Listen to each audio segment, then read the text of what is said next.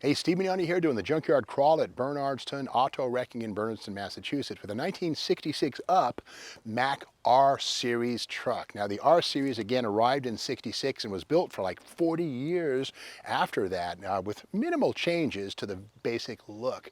Now this is kind of an unusual one because this is a U-series with the offset cab. We'll get to that in a second. But the cool thing about the R-series Mack was that it was Mack's first use of fiberglass in a mass production setting. And in fact, it has a tilt nose just like a 55 Chevy gasser. We can see right here that it's one-man tiltage, right like that. It's nicely center-weighted or counterweighted, I should say, and it basically floats right like that and allows great access to the engine. But before we get into that any further, this again is a U-series version of the R model. What that means is if we look from the front of this thing, the cab is offset like 2 feet or more to the left-hand side. What's that about? Well, that's basically about minimizing, there's a thing called the bumper to back of cab dimension. From here to the back of the cab, the shorter the better for maneuverability in cities and in tight confines of a construction setting. So what Mack did, they moved the cab over and forward.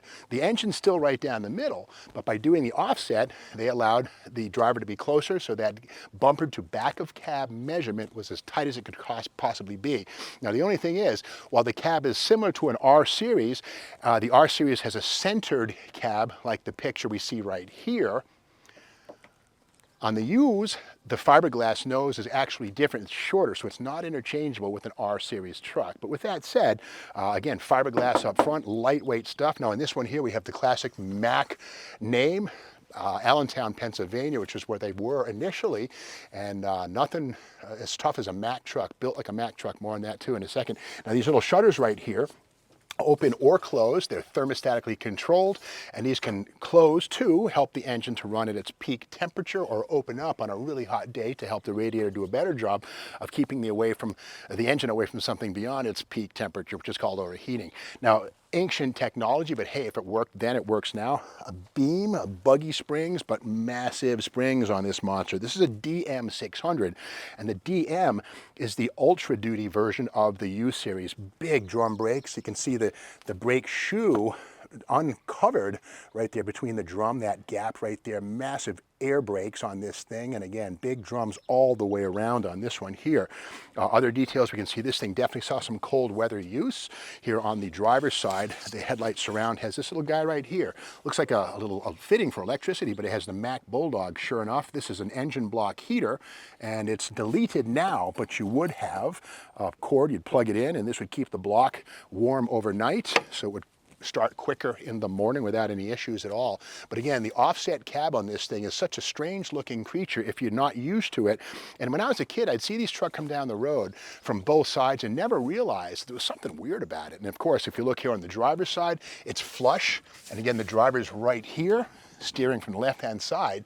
But if we come to the other side of the cab, we'll see it's a whole different bag of potatoes.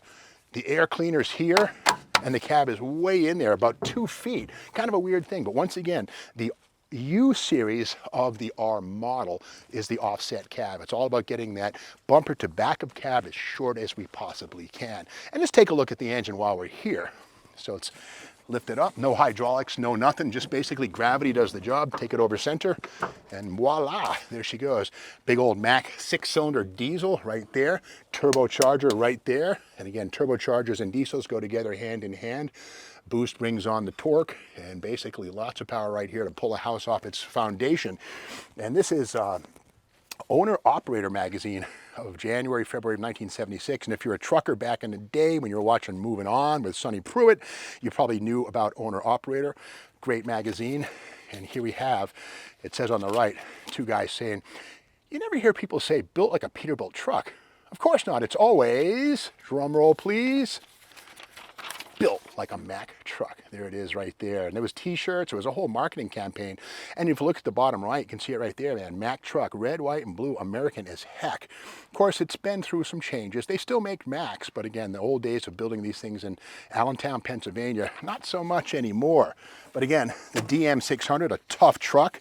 And here's the story right here, an owner-operator, May, June of '79, with a guy who got 1 million miles. This is the story of Danny Bauer, of Williamsport, Pennsylvania. It says in 8 years he has logged over 1 million miles with his 1970, it was only 9 years old, R685 ST, which had the 237 horsepower Maxi-9, averages just a fraction over 6 miles per gallon, not too shabby. And it says here the engine, injector pump, starter, air compressor, and universals have never been out of this tractor, nor have many other components such as the front springs, the rear end, which has all the original bearings. Even the paint job is the original factory finish. And here's Mr. Danny Bauer right here checking the oil, being a dutiful owner of his Mack R model truck. And here it is right here, running in the summer, in the winter, doing its job. It says Bauer's million-mile-plus Mack has a 6-speed max-a-torque transmission and 34,000-pound bogie.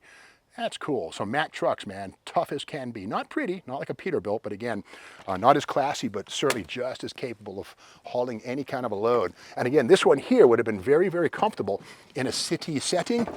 This one was a 10-wheeler, or an 8-wheeler, I should say, with a dump body on it. We know that much because it was in a sand pit, and definitely with the short nose on this thing was much better at making its way around the sand and all that stuff versus a long nose R model truck. So let's trade shots here, and Shane, you can jump around here and we'll look inside this thing. And here's the driver's side, and we can see right here, here's the trim tag, and on that we can see that it is a DM600, and the SX is important.